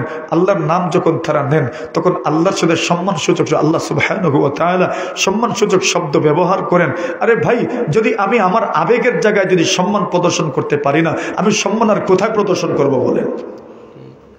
আমি যদি আমার আবেগের জায়গায় সম্মান প্রদর্শন করতে পারি না, সম্মান আমি আর কোথায় প্রদর্শন করব? এখন তো দুনিয়া তো এখন আপনি দেখেন আমাদের বাংলাদেশের মানুষ, আমরা মাশাআল্লাহ ভুলে যাচ্ছি, সুবহানাল্লাহ ভুলে যাচ্ছি, আল্লাহু আকবার ভুলে যাচ্ছি, বিজাতীয়দের শব্দগুলো আমরা এখন কবুল করে নিচ্ছি। কিন্তু যারা বিজাতীয়দের মধ্যে বসবাস করেন তারা মাশাআল্লাহ বলেন নাই। ইউরোপ আমেরিকায় যারা থাকেন এরা আপনার কোনোজন আশ্চর্য কিছু দেখলে বলেন মাশাআল্লাহ, আলহামদুলিল্লাহ, সুবহানাল্লাহ। আর আমরা ওভার স্মার্ট হইতে গিয়ে আমরা বলি ওয়াও। কে দেখো ওয়াও। অথচ আমরা, আমাদের বুজুর্গরা, আমাদের বড়রা কি বলতেন? মাশাআল্লাহ, সুবহানাল্লাহ, আল্লাহু আকবার, আলহামদুলিল্লাহ। এখনো ইউরোপ আমেরিকার যারা এরা এটা বলে, বিজাতীয়দের মধ্যে বসবাস করে আমাদের সংস্কৃতি, ভাষাগত সংস্কৃতিকে তারা চর্চা করছে, ভাষা সংস্কৃতি। আর আমরা ওই আমাদের সুন্দর একটা পরিবেশে বসবাস করার পরেও আমরা ওভার স্মার্ট হতে গিয়ে আমরা নিজের সাংস্কৃতিক শব্দগুলো, নিজের ভাষা সংস্কৃতি ভুলে গিয়ে অন্যের ভাষাকে আমরা খরচ করছি। এখন অস্বীকার করতে পারবেন নি কোন? থ্যাঙ্কস বলছি আমরা, অথচ আপনি তাদেরকে দিন জাযাকাল্লাহ, জাযাকাল্লাহ, জাযাকাল্লাহ, আল্লাহ আপনাকে উত্তম প্রতিদান, বারাকাল্লাহ। এই শব্দগুলো মুখে মুখে, অথচ এই শব্দগুলো আমাদের মুখে মুখে হওয়ার দরকার ছিল। আর যেগুলো আমরা ভুলে যাচ্ছি, বেমালুম ভুলে যাচ্ছি, আর তাদেরটা গ্রহণ করছি। আপনি মনে মনে ভাবছেন কি আছে নাই আপনার কাছে, কি আছে আপনার কাছে বলেন। ভাষা আপনি ছেড়ে দিচ্ছেন, আপনার ঐতিহ্যবাহী শব্দগুলো আপনি ছেড়ে দিচ্ছেন। কবি ইকবাল এই জন্য বলেছিলেন, कहते हुए दुनिया से मुसलमान नाबूद, हम ये कहते हैं कत्थे भी कहे मुसलमान मौजूद। মানুষ বলে মুসলমান মনে হয় চলে যাচ্ছে, নাই হয়ে যাচ্ছে। কবি ইকবাল বলেন, আমি তো বলি মুসলমান ছিলই বা কখন। वज़ा में तुम नसारा हो तो तमद्दुन में गनोत, ये मुसलमान हैं जिन्हें देख कर शर्माए यहूद। দেখতে তো খ্রিস্টানদের মতো, ইহুদিদের মতো উৎসবে আনন্দে হিন্দুদের চেয়ে আমরা কম নয়। হিন্দুদের উৎসব আনন্দে যেমন সব থাকে, আমাদের উৎসব আনন্দ তো এগুলো। কবি ইকবাল বলেন, ये মুসলমান है जिन्हें देखकर शर्माए यहूद। এর এই মুসলমান যাদেরকে দেখে ইহুদিরা লজ্জায় মাথা নত করে। আল্লাহ মাফ করুক, আমিন বলেন, আমিন বলেন, আমিন বলেন, আমিন বলেন। কোন দিকে কথা বলবেন বলেন? এখন রাসূলুল্লাহ সাল্লামের যুগের ইমাম, এখন ইমাম সাহেবকে রাসূল ফতোয়া করেছে, বাবের মধ্যে রিওয়ায়াত আছে যে এই সাহাবী সব রাকাতে সূরা ইখলাস তেলাওয়াত করেন। সাহাবায়ে কেরাম বলেন, ভাই সব রাকাতে সূরা ইখলাস এটা কোনো কথা হইল? উনি বলেন, ফরলে ফোড়ান দেন না। সুবহানাল্লাহ, সুবহানাল্লাহ। ওনার মনে মনে আমার তো নিয়োগ দিয়েছেন কে? রাসূলুল্লাহ সাল্লাল্লাহু আলাইহি ওয়াসাল্লাম। আমার ইমামতি ক্যানট করতে হয়, নিয়োগ পাইছি নবীজির কাছ থেকে। আল্লাহ নবীজির সাহাবায়ে কেরাম নবীর কাছে অভিযোগ করলেন, জন্য পরিবর্তন করেন না। আল্লাহ নবী বললেন, ইমামকে ডাকেন। ইমাম সাহেব আসলেন। আল্লাহ নবী বলেন, আপনি নাকি সব রাকাতে সূরাতুল ইখলাস তিলাওয়াত করেন, কুল হুয়াল্লাহু সূরা তিলাওয়াত করেন। আল্লাহর নবীর সাহাবী বলেন, ইয়া রাসূলুল্লাহ, ইয়া হাবিবাল্লাহ, জি অভিযোগ এসেছে গো, ওই অভিযোগ সত্য, সত্যি আমি সূরা ইখলাস তিলাওয়াত করি। আল্লাহর নবী বলেন, তোমার সাথী সঙ্গী, তোমার মুক্তদি সাহেবান যারা, তোমার বন্ধু বান্ধব, তোমার ঘনিষ্ঠজন তোমাকে কত বুঝাইলেন সূরা ইখলাস পরিবর্তন করার জন্য, অন্য সূরা তিলাওয়াত করার জন্য। আপনি যদি কোনো রাকাতে অন্য সূরা মিলান, এরপরেও সূরা ইখলাস পড়েন, অন্য সূরা না পড়লেও সূরা ইখলাস আপনি তিলাওয়াত করেন, স্বতন্ত্রভাবে সূরা ইখলাস অথবা অন্য সূরা তিলাওয়াত করলে তার সঙ্গে যুক্ত করে সূরা ইখলাস। কারণটা কি জানতে চাই? আল্লাহর নবীর সাহাবী বলেন, ইয়া রাসূলুল্লাহ, ইয়া হাবিবাল্লাহ, আল্লাহর নবীজি গো, সূরা ইখলাসকে আমি মহব্বত করি। যখনই নামাজে দাঁড়াই, যখন সূরা ফাতিহা তিলাওয়াত করি, আমার মুখ দিয়ে অটোমেটিক সূরা ইখলাস বের হয়ে যায়। রাসূল জবাব দিলেন, ঠিক আছে, হুব্বুকা ইয়াহা আদখালাকাল জান্নাহ, সূরা ইখলাসের মহব্বত তোমাকে আল্লাহর জান্নাতের মেহমান বানাবে। সুবহানাল্লাহ। সূরা ইখলাসের মহব্বত, আল্লাহর বান্দা সূরা ইখলাসকে মহব্বত করেন, ওই এক সূরার মহব্বত, রাসূল বলছেন ওই এক সূরার মহব্বত তোমাকে আল্লাহ সুন্দর করে পড়তে পারেন। নবীর এক সাহাবী আব্দুল্লাহ ইবনে মাসউদ রাদিয়াল্লাহু তাআলা আনহু, নবী আকরাম সাল্লাল্লাহু আলাইহি ওয়াসাল্লামের সাহাবীদের মধ্য থেকে যু ইলম সাহাবী যাকে বলা হতো, সবচেয়ে বড় আলেম যাকে বলা হতো, তার মধ্যে একজন হচ্ছেন আব্দুল্লাহ ইবনে মাসউদ রাদিয়াল্লাহু তাআলা আনহু। বড় আলেম, বড় আলেম, বড় আলেম, নবী আকরাম সাল্লাল্লাহু আলাইহি ওয়াসাল্লামের সাহাবী আব্দুল্লাহ ইবনে মাসউদ। ওমর রাদিয়াল্লাহু তাআলা আনহু বলেন, একদিন ঈশার নামাজের পরে তো গল্প গুজব করার কোনো অনুমতি নেই। কথা বুঝছেন নি? ঈশার নামাজের পরে কি নাই? গল্প গুজব করার অনুমতি নাই। আমরা তো গল্প গুজব শুরু ওই কোন সময়? ঈশার পরে। নবীজির নির্দেশনা কি এই ব্যাপারে? নবীজি নিষেধ করেছেন, নাহা রাসূলুল্লাহ সাল্লাল্লাহু আলাইহি ওয়াসাল্লাম আনিস সামারি বাদাল ইশা, আনিন নাওমি ক্বাবলাল ইশা ওয়া আনিল হাদিসি বাদাল ইশা। আল্লাহ রাসূল নিষেধ করেছেন, ঈশার নামাজের আগে ঘুমাবেন না, আর ঈশার নামাজের পরে গল্প গুজব করবেন না, আড্ডা দিবেন না। সুবহানাল্লাহ বলেন, জোরে জোরে আল্লাহু আকবার। নবীর নির্দেশনা, ঈশার আগে ঘুমায়েন না। কেন? ঈশার আগে যদি কেউ ঘুমায় তাহলে ঈশার নামাজ কাজা হয়। ঈশার আগে ঘুমায় গিয়ে দেখবেন ঘুমের তৃপ্তি মিলে না। হ্যাঁ, যদি অ্যালার্ম দিয়ে রাখে, যদি আপনার রিমাইন্ডার দিয়ে রাখে, তাহলে আল্লাহর বান্দা খুব সুন্দর করে উঠতে পারবে। যদি মনে করে তাহলে ঘুমাও, অসুবিধা নেই। তবে ঈশার নামাজের পরে কি দিতে পারবেন না? মাতুন না আপনারা আড্ডা দিতে, গল্প গুজব বলছেন, এদের জন্য গল্প গুজব করার অনুমতি আছে। 2 নম্বর, যারা তাহাজ্জুদের নামাজ পড়ে তাদের জন্য ঈশার নামাজের পরেও গল্প গুজব করার অনুমতি আছে। 3 নম্বর, যারা নতুন নতুন বিয়ে শাদী করছে, কারা? নতুন নতুন বিয়ে শাদী করলে এখন এরা মাত্র কোন সময়? ঈশার নামাজের পরে যদি কথাবার্তা বন্ধ থাকে তাহলে এটা কথা কইতো কোন সময়? এরা এদের বলছেন নতুন নতুন যারা বিয়ে করছে এরা ঈশার নামাজের পরে একটু কথা বলতে পারে, গল্প গুজব করতে পারে। এখন নতুন বিয়ে কত বছর? নতুন জামাই বই কত বছর? বিয়ে হইল 1 মাসের আনন্দ, সারা জীবনের টেনশন আর মোহর আবশ্যক হওয়া, এই 3 জিনিসের নাম হইল বিয়া। আমরা বাংলাদেশের মানুষের কয় মোহর কি এটা তো চিনি না, আমরা খালি লেখতে জানি, দিতে জানে না। কয়জনে মোহর দিয়েছেন? কাজী সাহেবের। আপনারা ইউনিয়নের নাম কি? ইউনিয়নের নাম নিজ বাহাদুরপুর। কাজী সাহেবের রেজিস্টার খাতা যদি তালাশ করা যায় তো কিতা পাওয়া যাইব? খালি বাকি বাকি বাকি বাকি মোহর, খালি বাকি বাকি বাকি। কত ফকির, কত মিসকিন, কত গরিব আমরা। মোহরটা দেওয়ার সময় খালি বাকি আর বাকি, খালি বাকি আর বাকি। অথচ গায়ে হলুদে ব্যয় করছে 1 লাখ টাকা। গায়ে হলুদে 1 লাখ। আর বউরে মোহর দেওয়ার সময় আমি পারতাম না। বাকি মানে তো বাকি মানে তো এটাই, আমি হারলাম না।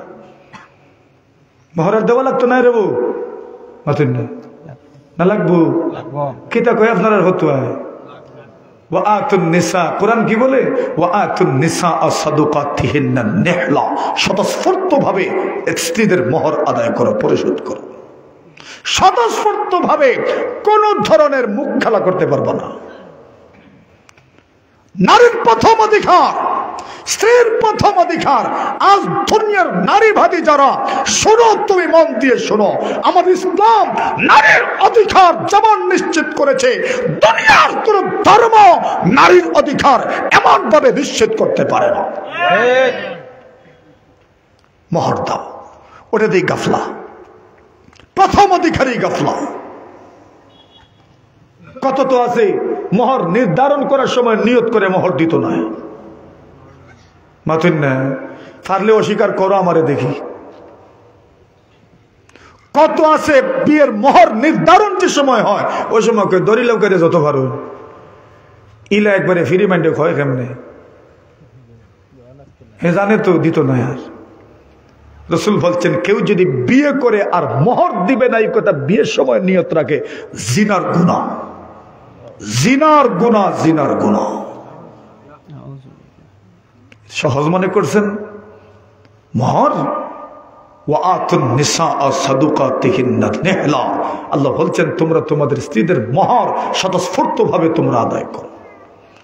আর যদি আমরা সব পুরুষরা আমাদের স্ত্রীদের মোহর পরিশোধ করতাম, এরা থাকলো না ঠেকার মালিক, আমরা এরা কইলাম না 2000 টাকা ঠেকা দেবো আমার। বিয়ে মনে করেন 4 লাখ টাকা মোহর, তো বিয়ের প্রথম দিন ওই তারা 4 লাখ টাকার মালিক, আর আপনি অলিমা করিয়া একবারে ফকির করজ আপনার উপরে। তো টাকা কার বেশি? স্ত্রীর বেশি, টাকা স্ত্রীর বেশি। এই জন্য স্ত্রীরা নবী আলাইহিস সালাতু ওয়াস সালামের সাহাবী আব্দুল্লাহ ইবনে মাসউদ রাদিয়াল্লাহু তাআলা আনহু, উনি গরীব মানুষ, বুখারী শরীফের রিওয়ায়াত, আল্লাহ রাসূল নারীদেরকে বলছেন সদকা করো। এখন নারীরা যাও না আর কে জিজ্ঞাসা করে আসো, আমি যদি আপনারা সদকা দিতে সদকা আদায় হইব কিনা। আব্দুল্লাহ ইবনে মাসউদ মনে মনে করেন বউ আমারে দিত, আর এটা আমি রাসূলকে কেমনে জিজ্ঞাইতাম? সুবহানাল্লাহ, ঠিক না? এরপরে রসুলেও জানলা, রসুলের কাছে যারা থাকবে এরাও জানলো আমি আমার বউর খাই। তো পকেটে টাকা না থাকলে কি তো ইজ্জত তো আছে, মাথুন না আপনারা, মাথুন না, ইজ্জত আছে তো। আব্দুল্লাহ ইবনে মাসউদ বললেন আমি না সালি আনতি রাসূলুল্লাহ, তুমি সুবহানাল্লাহ। উনি বলেন আমি ওনাকে জিজ্ঞাসা করলাম আপনি কেন এসেছেন? দেখি হাজাতুকা হাজাতি, আমার যে দরকার ওনারও সেই দরকার। সুবহানাল্লাহ বলেন, হাজাতুকা হাজাতি, আমার যে জরুরত ওনারও সেই জরুরত। অর্থাৎ উনিও এসেছেন রসুলকে প্রশ্ন করবেন আমি যদি আমার স্বামীকে সদকা দিতে সদকা আদায় হবে কিনা, এই প্রশ্ন করার জন্য এসেছেন। এখন আমরা দুজন নবীজিকে প্রশ্ন করব। বেলাল আসলেন, বেলাল বের হইলেন, বেলালকে বললাম বেলাল নবীজিকে একটু প্রশ্ন করো, আমরা যদি আমাদের স্বামীদেরকে সদকা দিই তো সদকা আদায় হবে কিনা, তবে খবরদার আমাদের নাম বলতে পারবো না, পরিচয় দিতে পারবো না। বেলাল বলেন ঠিক আছে, যথাসাধ্য আপনাদের পরিচয় লুকানোর চেষ্টা করব। বেলাল গেছেন, নবীজিকে প্রশ্ন করছেন ইয়া রাসূলুল্লাহ ইমরাআতানি আলাল মা, দুইজন মহিলা দরজার সামনে দাঁড়িয়ে আছে, এরা প্রশ্ন করছে তাসআলান, এরা প্রশ্ন করছে। নবীজি তো চিনবেন না, নবীজি এর পরের প্রশ্ন করলেন আইয়ুজ জায়ানিব, কোন জয়নব? সুবহানাল্লাহ। বেলাল কইন মুফতি সাহেবের বউ। সুবহানাল্লাহ, কার বউ? আপনারা আব্দুল্লাহ ইবনে মাসউদ নবীর যুগের বড় আলেম, নবীর যুগের বড় আলেম, নবী পরবর্তী যুগের বড় আলেম আব্দুল্লাহ ইবনে মাসউদ রাদিয়াল্লাহু তাআলা আনহু বললেন ইমরাআতু আব্দুল্লাহ ইবনে মাসউদ, আব্দুল্লাহ ইবনে মাসউদের স্ত্রী। নবী বললেন জায়েজ আছে। সুবহানাল্লাহ, কি আছে? জায়েজ আছে। এই ফতোয়া আসলো। আচ্ছা কোন কথা যেন বলছিলাম? আব্দুল্লাহ ইবনে মাসউদ রাদিয়াল্লাহু তাআলা আনহুর কথা বলছিলাম। বলছেন ঈশার নামাজের পরে গুরুত্বপূর্ণ কোনো বিষয় যদি হয়, দিনই কোনো বিষয় যদি হয়, রাষ্ট্রীয় কোনো বিষয় যদি হয়, ইমার্জেন্সি কোনো বিষয় যদি হয়, গ্রামগঞ্জের কোনো গুরুত্বপূর্ণ বিষয় যদি হয়, তো ঈশার নামাজের পরে বৈঠক করা জায়েজ আছে, দিনী মাহফিল জায়েজ আছে, তালিম তাআল্লুম জায়েজ আছে। সুবহানাল্লাহ, জোরে বলেন। আমাদের সমাজের প্রত্যেকটা আমলের একটা মূল নীতি আছে, একটা ভিত্তি আছে। ওমর তিরমিজি শরীফের রিওয়ায়াত, ওমর রাদিয়াল্লাহু তাআলা আনহু বলেন নবী আকরাম সাল্লাল্লাহু আলাইহি ওয়াসাল্লাম আবু বকরের সাথে পরামর্শ করলেন ওয়া আনা মাআহুমা, আর আমিও আল্লাহর রাসূল এবং আবু বকরের সাথে ছিলাম। সুবহানাল্লাহ, দেখেন কথার মধ্যে কি আদব, কি শিষ্টাচার, কি ভদ্রতা। নবীজি কিন্তু পরামর্শ করার ক্ষেত্রে আবু বকরের সাথে যেমন পরামর্শ করছিলেন, উমরের সাথেও পরামর্শ করছিলেন। কিন্তু উমর যেহেতু বর্ণনা করছেন, এজন্য বর্ণনা করার সময় উনি বলছেন আমার সাথে পরামর্শ করেছেন, ওই কথা বলছেন না, বলছেন আবু বকর সিদ্দিকের সাথে পরামর্শ করছিলেন আর আমিও সাথে ছিলাম। আল্লাহু আকবার বলবেন না? কি ভদ্রতা দেখেন, মানে উনি বলতে চাচ্ছেন সুবহানাল্লাহ, সুবহানাল্লাহ, বলছেন ওয়া আনা মাআহুমা, আমি নবীজি এবং আবু বকরের সাথে ছিলাম। অথচ পরামর্শের ক্ষেত্রে আবু বকর সিদ্দিক এবং ওমর রাদিয়াল্লাহু তাআলা ইসাবতের রায়, এদের যে সুন্দর পরামর্শ, এটা তো সর্বজন বিদিত। আল্লাহ তাআলা উমরের কত কথার সাথে আল্লাহ নিজেই একাত্মতা পোষণ করেছে। সুবহানাল্লাহ বলেন। কত বিষয়, উমরের যেই রায় আল্লাহর সেই রায়।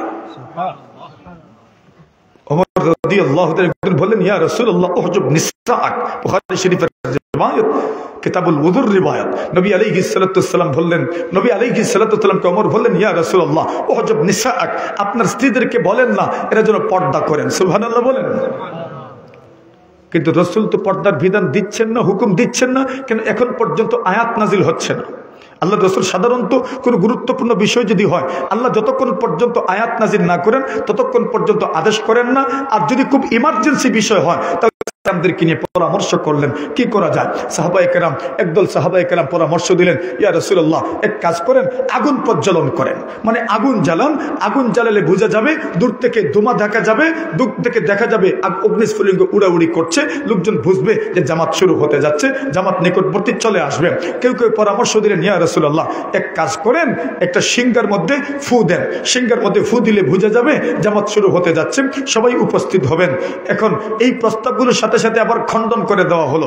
কেউ বললেন, ইয়া রাসূলুল্লাহ একটা কাজ করতে পারেন, একটু ঘন্টা বেল রাখতে পারেন, বেলে বাড়ি দিবেন, ঘন্টায় বাড়ি দিবেন, বাকিরা বুঝবেন জামাত শুরু হতে যাচ্ছে, সবাই চলে আসবেন। এখন প্রস্তাবগুলো আসার সাথে সাথেই এগুলোকে খণ্ডন করে দেওয়া হলো।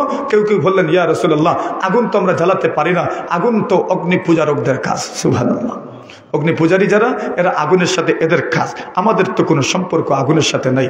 আর কেউ কেউ বলছেন ঘন্টা ভাজানোর জন্য, ওটা তো ইহুদিদের কাজ, ওটা আমরা কেমনে করব।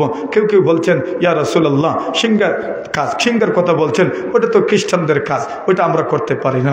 ঠিক আছে, তো কি করতে পারি?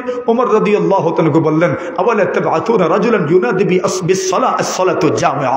ওমর প্রস্তাব দিলেন, ইয়া রাসূলুল্লাহ একটা কাজ করতে পারেন, একজন লোক পাঠাতে পারেন, পুরো এলাকায়, পুরো হামসায়, পুরো সমাজে একটা লোক পাঠাতে পারেন, যেই লোকটা সকলের ঘরে ঘরে ঘরে ঘরে ঘরে ঘরে প্রতিটি রাস্তায় রাস্তায় উনি ঘোষণা করবেন, আসসালাতু জামিআ, আসসালাতু জামিআ, আসসালাতু জামিআ, নামাজ শুরু হতে যাচ্ছে, জামাত শুরু হতে যাচ্ছে। আল্লাহু আকবার বলেন। বাস ওই প্রস্তাব গৃহীত হলো। এটা চলছিল। সাহাবায়ে কেরামদের দিমাগের মধ্যে কিন্তু বিষয়টা এখনো আছে, যে এখন পর্যন্ত তো কুদরতিভাবে আল্লাহর পক্ষ থেকে রাসূল সন্তুষ্ট হবেন এমন কোনো সিদ্ধান্ত তো এখনো হয় নাই। তো কি করা যায়? আল্লাহর নবীর সাহাবায়ে কেরামদের মাথার মধ্যে এই বুঝটা ছিল। একদিন এক সাহাবী রাত্রে স্বপ্নে দেখলেন। স্বপ্ন কি দেখেন? উনি স্বপ্নে দেখেন একজন মানুষ সিংহা আর বেল নিয়ে যাচ্ছেন, স্বপ্নে দেখছেন। তা আর ওই সাহাবী বলছেন, আমি রাস্তায় দাঁড়িয়েছিলাম, আমি ওনাকে বললাম, ভাই সাহেব এক কাজ করেন, আমার কাছে একটা সিংহা বিক্রি করে দেন, অথবা একটা বেল আপনি আমার কাছে বিক্রি করে দেন। ওই বিক্রেতা আবার জিজ্ঞাসা করলেন, বেল দিয়ে বা সিংহা দিয়ে আপনি কি করবেন? উনি বলেন, জামাত যে শুরু হতে যাচ্ছে, নামাজের যে টাইম হয়ে যাচ্ছে, ওই কথাটা ঘোষণা করার জন্য একটা বেলের দরকার অথবা সিংহার দরকার।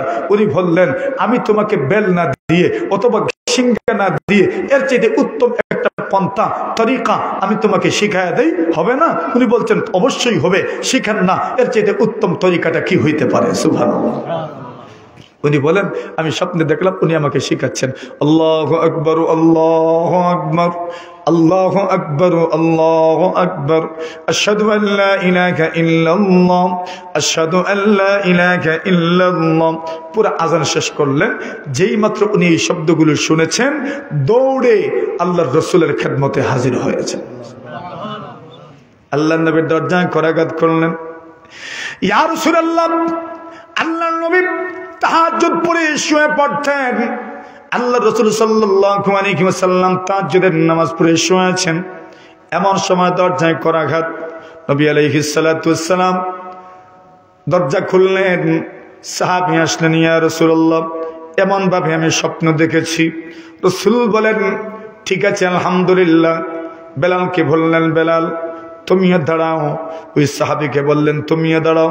ওই সাহাবীর নাম আব্দুল্লাহ ইবনে যায়েদ ইবনে আব্দ রাব্বিহি রাদিয়াল্লাহু তাআলা আনহু। আযান যিনি স্বপ্নে দেখেছেন, ওই সাহাবীর নাম আব্দুল্লাহ ইবনে যায়েদ ইবনে আব্দ রাব্বিহি রাদিয়াল্লাহু তাআলা আনহু স্বপ্ন দেখেছেন। রাসূল বলেন, কুম্মা বেলাল, তুমি বেলালের সঙ্গে দাঁড়াও আর বেলালকে তুমি আযানের শব্দগুলো শোনাও, ওনাকে তুমি বলো, তুমি বেলালকে শোনাবে, আর বেলাল সুন্দর কণ্ঠে উচ্চ আওয়াজে ওই শব্দগুলো উচ্চারণ করবে। যখন বেলালে হাবশী রাদিয়াল্লাহু তাআলা আনহু আজানের শব্দগুলো উচ্চ সুরে বলতে লাগলেন, ওমর রাদিয়াল্লাহু তাআলা আনহুর কানে যখন আওয়াজটা গিয়ে পৌঁছল, ওমর রাদিয়াল্লাহু তাআলা আনহু খুব দ্রুততার সাথে চাদর টেনে টেনে নবী আকরাম সাল্লাল্লাহু আলাইহি ওয়াসাল্লামের খেদমতে হাজির হলেন। ইয়া রাসূলুল্লাহ, ইয়া হাবিবাল্লাহ, আল্লাহর নবী গো, এই যে শব্দগুলো আমি শুনেছি, বেলাল যে শব্দগুলো বলেছেন, ওই শব্দগুলো কয়েকদিন আগে আমিও স্বপ্নে দেখেছি। রাসূল বলেন, মাশাআল্লাহ, আলহামদুলিল্লাহ। তো এটাই সিদ্ধান্ত। ওই আজান শুরু হইল স্বপ্নের মাধ্যমে। আল্লাহু আকবার বলেন। তো বলছেন যে সমস্ত গুরুত্বপূর্ণ বিষয়ে আয়াত নাজিল না হতো, রাসূল পরামর্শ করতেন সাহাবায়ে কেরামদেরকে নিয়ে, এই ব্যাপারে আয়াত নাজিল হয় নাই। তো রাসূল বলছেন, ঠিক আছে, আচ্ছা দেখি কি করা যায়। ওমর চিন্তা করলেন, এখনো পর্দার কথা রাসূল বললেন না, তাহলে কিছু একটা করার দরকার। পরের দিন সাউদা বিনতে জামা, বড় লম্বা ছিলেন সাউদা বিনতে জামা, নবীজির স্ত্রী, নবী পত্নী সাউদা বিনতে জামা বড় লম্বা ছিলেন। উনি যাচ্ছেন, আর আগের যুগে সাধারণত মহিলারা এক রাত্র থেকে আরেক রাত্র, দিনের বেলা পেশাব পায়খানার জন্য যেতেন না। আর আগের যুগে দেখছেন কি সুন্দর শব্দ কইছে, বারগর হয়নি। দেখেন শব্দের মধ্যে কত মাধুর্যতা। বারগর মানে বারগর এক শব্দ, বাহির, বার আর গড় মানে তো বাহির আর গড়, কিন্তু আমরা কি বুঝছি, যেটা বুঝার এটাই বুঝছি। কথা কত সুন্দর। আগের যুগে এখনো মানুষ সাধারণত এমন শব্দ বলে না, এই শব্দগুলোর যা বলা হয় রূপ করতে বলা হয়। যেমন পেশাব, পেশাব মানে কি, যেটা বুঝার তো বুঝি, কিন্তু অর্থ কি? ফেস অর্থ সামন, আব অর্থ ফানি, সামনের ফানি। সুবহানাল্লাহ, কত সুন্দর অর্থ। পায়খানা মানে কি? পাইন মানে পিছন, খানা মানে ঘর, তো পিছনের ঘর। কোন জায়গার ঘর? আগে মানুষের বাথরুম কই বানাইতো? পিছনে বানাইতো, পিছনের ঘর পিছনে থাকতো। ওই এটার নাম কি? পায়খানা, পায়খানা। ওইটা নুন পড়ে গেছে। পাইন মানে পিছন, ফার্সি শব্দ। খানা মানে ঘর, খানা, খানায় কাবা আমরা বলি খানা, খানা মানে ঘর, খানা মানে কি? ঘর, খানা মানে ঘর। তো পাইন খানা মানে পিছনের ঘর। তা যাক, ওই দিকে আমার যাওয়া উদ্দেশ্য ন। শেষ পর্যন্ত ওমর বলেন, ও সাউদা, কাদ হারাফনা, কি তোমাকে চিনতে পেরেছি। সাউদা বলেন, ইয়া রাসূলুল্লাহ। ওমর তো এইভাবে বলছেন, পর্দার আয়াত নাজিল হয়ে গেল। এখন ওমর বলছেন, আল্লাহ রাসূল আমাদেরকে বললেন, শোনো তো মসজিদে কি শোনা যায়। রাসূল মসজিদেই পরামর্শ করছেন। আমরা তাকায় দেখি কে যেন তিলাওয়াত করছে। এত সুন্দর তিলাওয়াত। আল্লাহর নবী বলেন, শুনে দেখো কি বালহুমা কুরআনুম মাজিদ ফি লাওহিম মাহফুজ। কোরআনে মাজিদ তো লাওহে মাহফুজের মধ্যে সংরক্ষিত ছিল। লাওহে মাহফুজের মধ্যে কোরআন যেমন আছে, কোন মানুষ যদি এমন ভাবে সহি শুদ্ধভাবে তেলাওয়াত করতে চায়, আব্দুল্লাহ ইবনে মাসউদের মতো যেন তেলাওয়াত করে। কেউ যদি আব্দুল্লাহ ইবনে মাসউদের মতো তেলাওয়াত করে, তাকে ফলো করে, লাওহে মাহফুজের মতো তার তেলাওয়াত হয়ে যাবে। আল্লাহু আকবার বলে। নবী আলাইহিস সালাতু সালাম প্রথমে উৎসাহ দিলেন, ইয়া উম্মুল কওমা আকরাউহুম লিকিতাবিল্লাহ, যারা কোরআন পড়বে এরাই ইমাম হবে, এরা ইমাম হবে।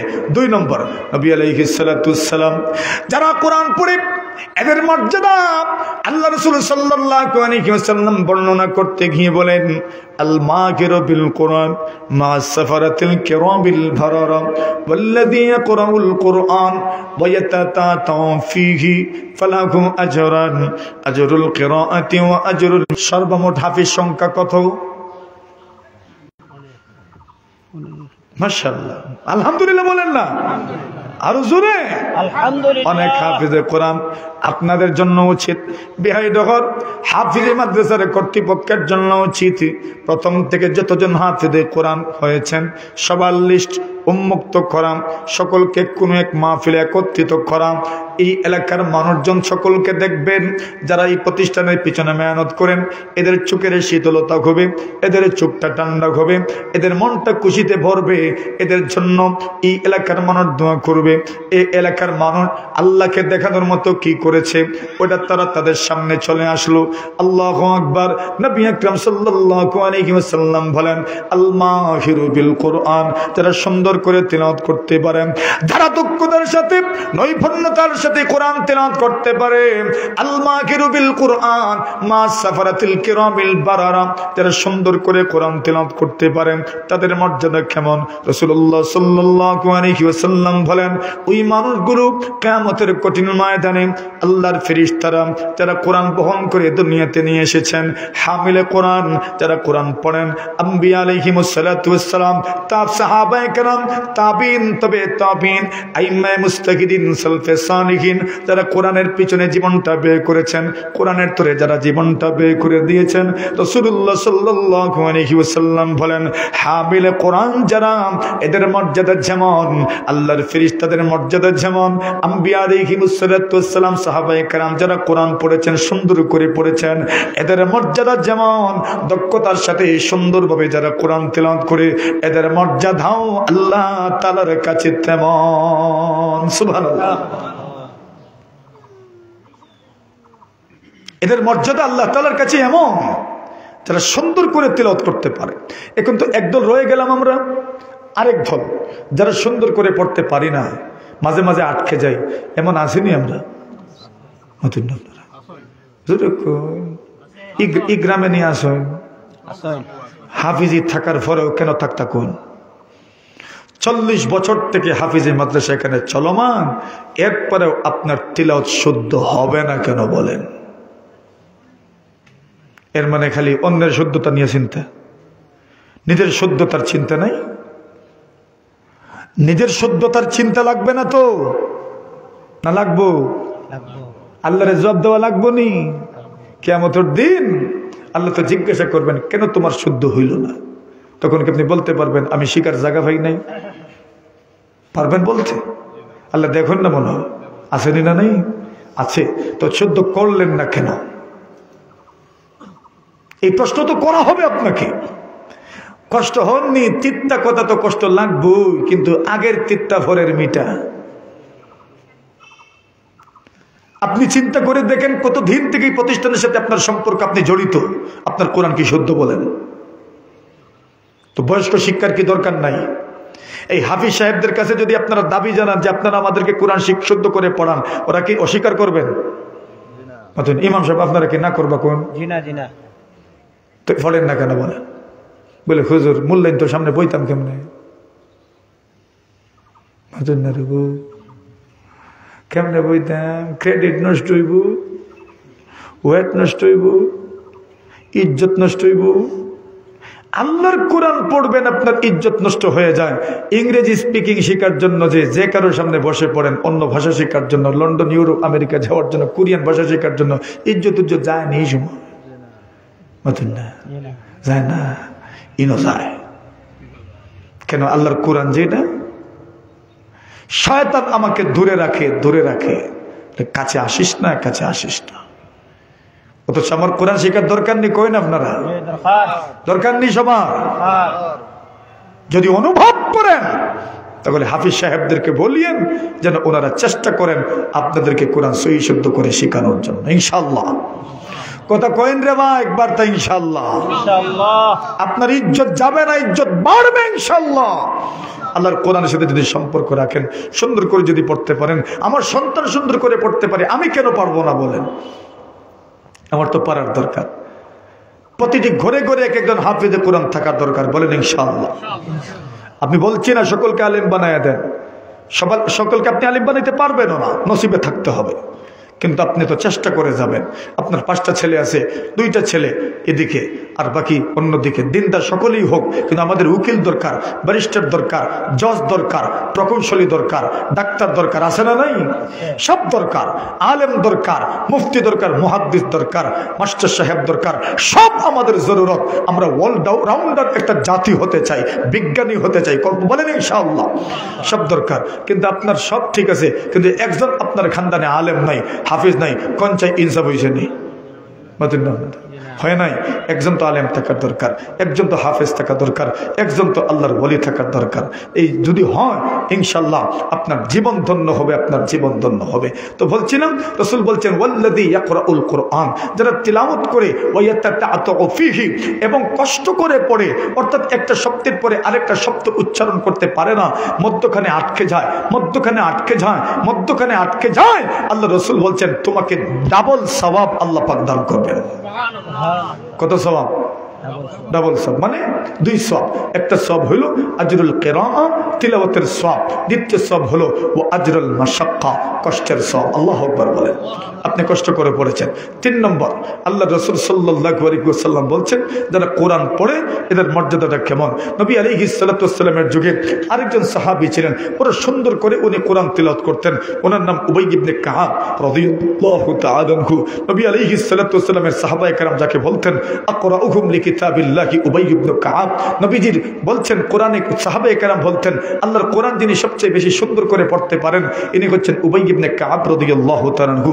একদিন নবী করিম সাল্লাল্লাহু আলাইহি ওয়াসাল্লাম ওনাকে সামনে পেয়ে বললেন, ও উবাই ইবনে কাব, আল্লাহ আমাকে আদেশ করেছেন আমি যেন তোমাকে কোরআন তিলাওয়াত করে শোনাই। সুবহানাল্লাহ বল।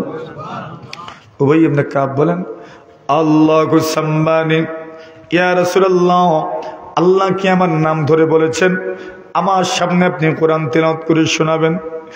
আল্লাহর হাবিব বলেন আল্লাহু সাম্মাকানি উবাই ইবনে কাব, আল্লাহ পাক তোমার নাম ধরে বলেছেন তোমার সামনে যেন আমি কোরআন তিলাওয়াত করে শোনাই। ফাবাকা উবাই ইবনে কাব, উবাই ইবনে কাব কান্না শুরু করে দিলেন। যার কাছ থেকে কোরআন শিখলাম উনি বুঝি আমাকে কোরআন শোনাবেন, এর চেয়ে বড় মর্যাদা আমার কি হতে পারে? উস্তাদ যদি ছাত্রকে কোরআন শোনান, ছাত্রকে যদি বলেন প্রিয়ারে ছাত্র আমার তুমি আমার কোরআনটা শোনো দেখো কেমন হয়, ওই ছাত্র নিজেকে যেমন গৌরবান্বিত মনে করবে, গর্বিত মনে করবে। উবাই ইবনে কাব বলেন রাসূল আমাকে বলেন ইন্নাল্লাহু আমারানি আন আকরা আলাইকাল কুরআন। ইমাম বুখারী আলাইহির রহমাহ হাদিস উল্লেখ করেন, আনাস ইবনে মালিক বর্ণনা করেন, রাসূল বলেন ইন্নাল্লাহু আমারানি আন আকরা আলাইকাল কুরআন, আল্লাহ পাক আমাকে আদেশ করেছেন আমি যেন তোমার সামনে কোরআন তিলাওয়াত করে শোনাই। রাসূলুল্লাহ সাল্লাল্লাহু আলাইহি ওয়াসাল্লামকে উবাই ইবনে কাব বলেন আল্লাহু সাম্মাকানি ইয়া রাসূলুল্লাহ, আল্লাহ কি আমার নাম নিয়ে বলেছেন? রাসূল বলেন আল্লাহু সাম্মাকানি, আল্লাহ তোমার নাম ধরে